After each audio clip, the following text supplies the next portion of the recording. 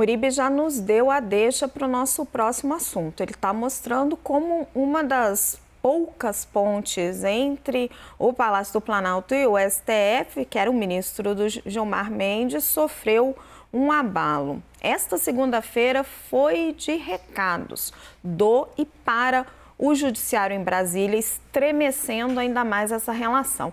A vice-procuradora-geral da República, Lindora Araújo, voltou a pedir o arquivamento de uma investigação contra o presidente Jair Bolsonaro, desta vez com críticas duras ao ministro do Supremo Tribunal Federal, Alexandre de Moraes. Também hoje o presidente do STF e o presidente do TSE saíram em defesa do sistema eleitoral brasileiro.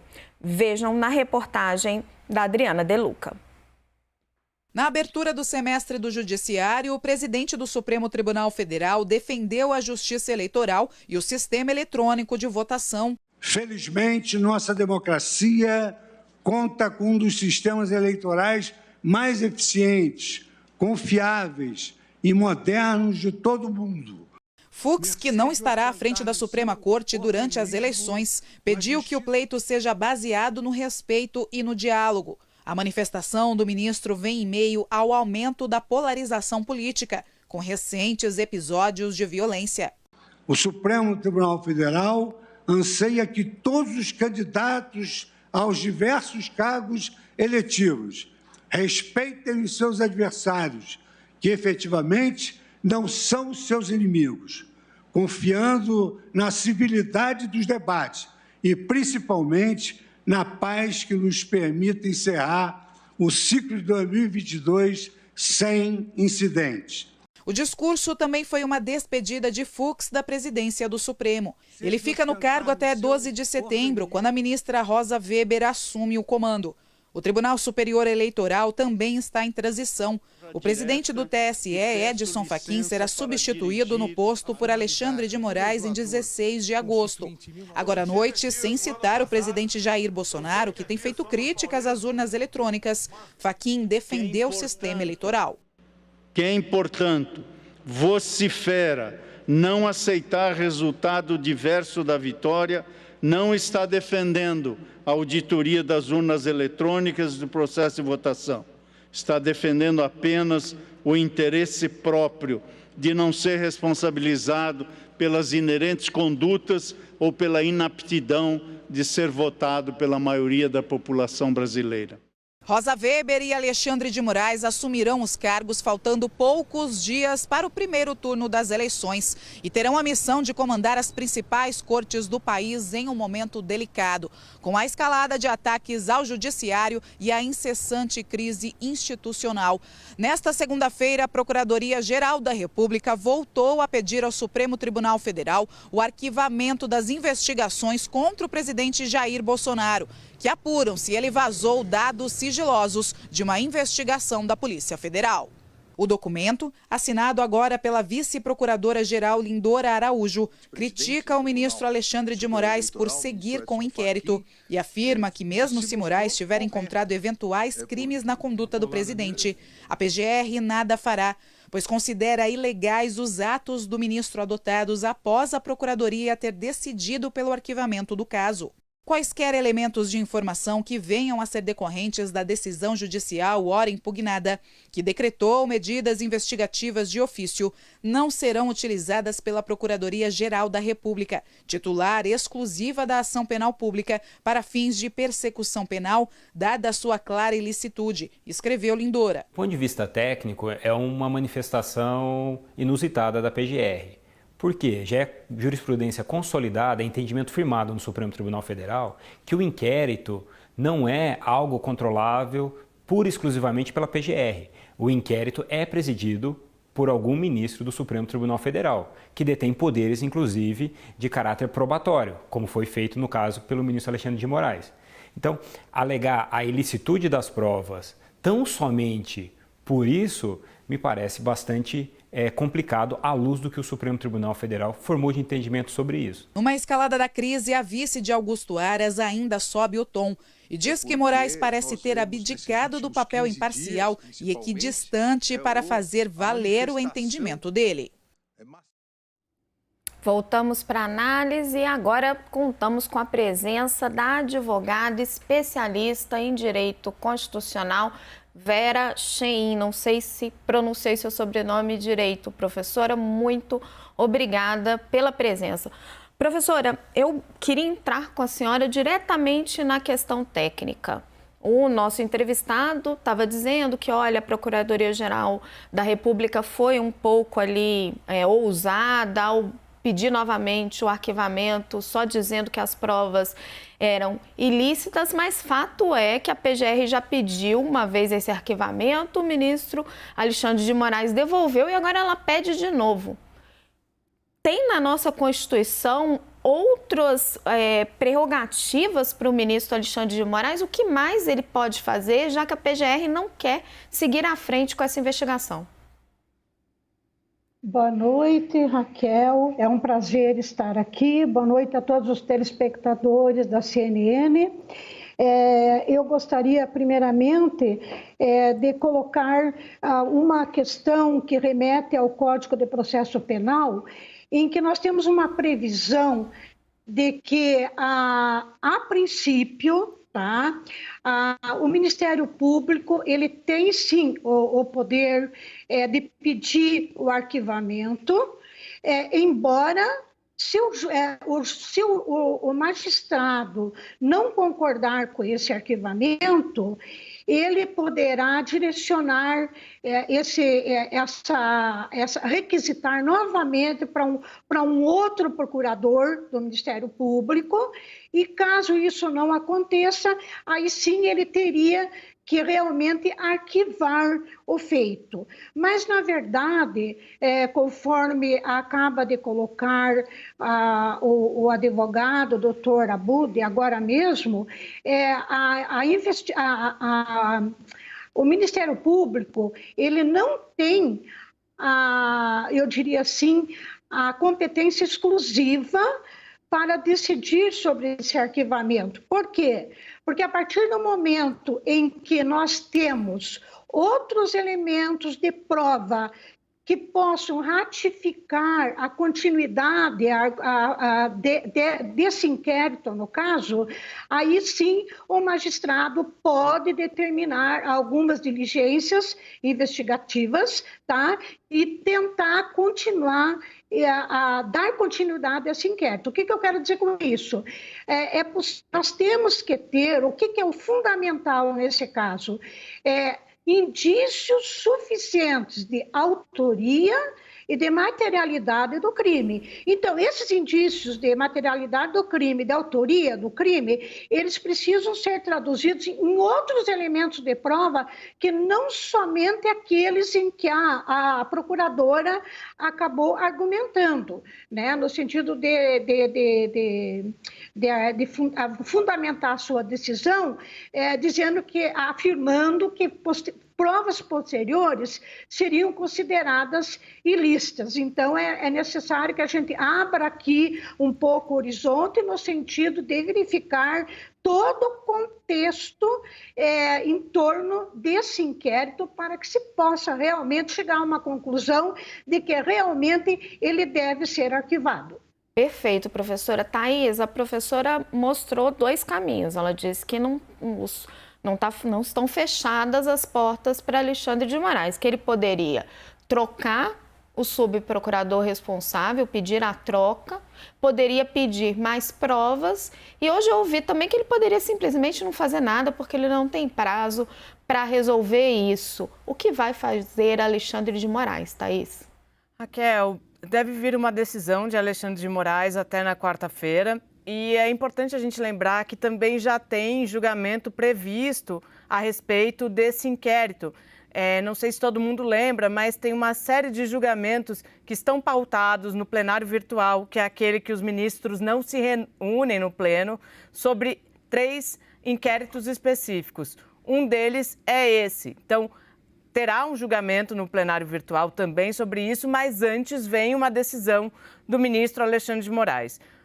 Não tenho como antecipar o que traz o ministro Alexandre de Moraes, mas por tudo que a gente acompanha do Supremo Tribunal Federal e da atuação desses inquéritos, me parece que esse inquérito que trata do vazamento de informações sigilosas a respeito de uma suposta invasão no TSE é um inquérito considerado fundamental para esse período eleitoral.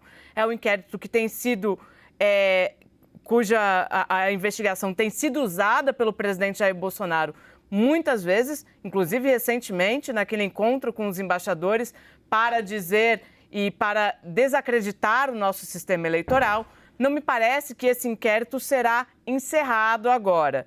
Não vejo esse caminho no horizonte. Não será esse caminho no plenário virtual e, muito provavelmente, não será esse caminho na decisão do ministro Alexandre de Moraes. Ele tende a vir com uma resposta muito bem fundamentada a todos esses pontos que a procuradora Lindora Araújo colocou hoje como argumento para que esse inquérito seja arquivado.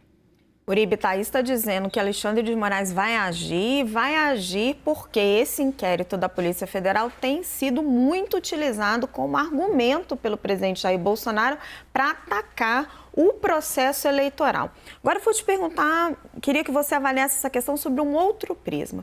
Nós estamos assistindo uma série de pedidos de arquivamento contra processos que se remetem ao presidente Jair Bolsonaro. Não só esse, como também todas aquelas acusações da pandemia da Covid-19. Está em curso uma estratégia de blindar o presidente Jair Bolsonaro caso ele perca as eleições? E qual é a chance de sucesso dessa estratégia? Rei posto, rei morto. Landim, esse é um lema que tem também aqui em Brasília. Você tem um movimento de Lindora Araújo que mais parece um bad cop, good cop, ou seja, você tem visto Augusto Aras, neste momento, submerso. Hoje ele esteve, por exemplo, nesse evento de Edson Fachin, da retomada dos trabalhos do Poder Judiciário, do Tribunal Superior Eleitoral, e citou Alexandre de Moraes, fez um elogio do trabalho conjunto dos dois, defendeu a pacificação no país, defendeu eleições limpas, eleições transparentes. Então, o que a gente tem visto são duas movimentações. De uma parte, nós vemos Augusto Aras submergindo, não indo para a linha de frente nesses arquivamentos, se colocando mais como um aliado do Supremo Tribunal Federal e, eventualmente, fazendo uma sinalização para o futuro governo, e Lindora Araújo se posicionando dessa maneira. Lindora Araújo, que é aliada de primeira hora do Palácio Planalto, amiga pessoal de Flávio Bolsonaro, mas aí a gente tem que fazer justiça também à imagem de Lindora Araújo, porque quando você teve o 7 de setembro no ano passado, partiu dela muitas das operações, inclusive em relação a Sérgio Reis ou Tony de Paula, que eram alguns que acusavam e criticavam o Poder Judiciário. O que a gente vê são diferenças de posições. O que eu apurei em relação a esse posicionamento de Lindora Araújo é mais uma tentativa de dar um recado a Alexandre de Moraes e ao Supremo Tribunal Federal do que, de fato, tentar blindar o presidente.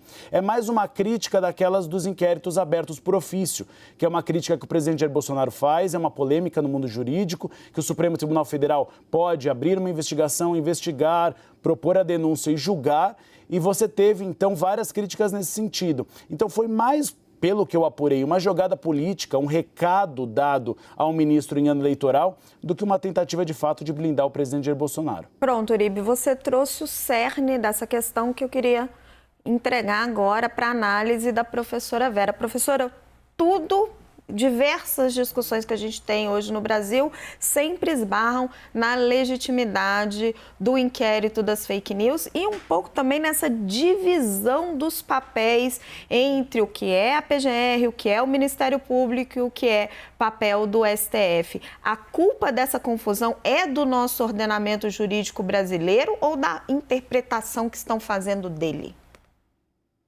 Olha, eu penso que a culpa seria, obviamente, pela interpretação que se está fazendo das diversas normas, tanto constitucionais quanto legais.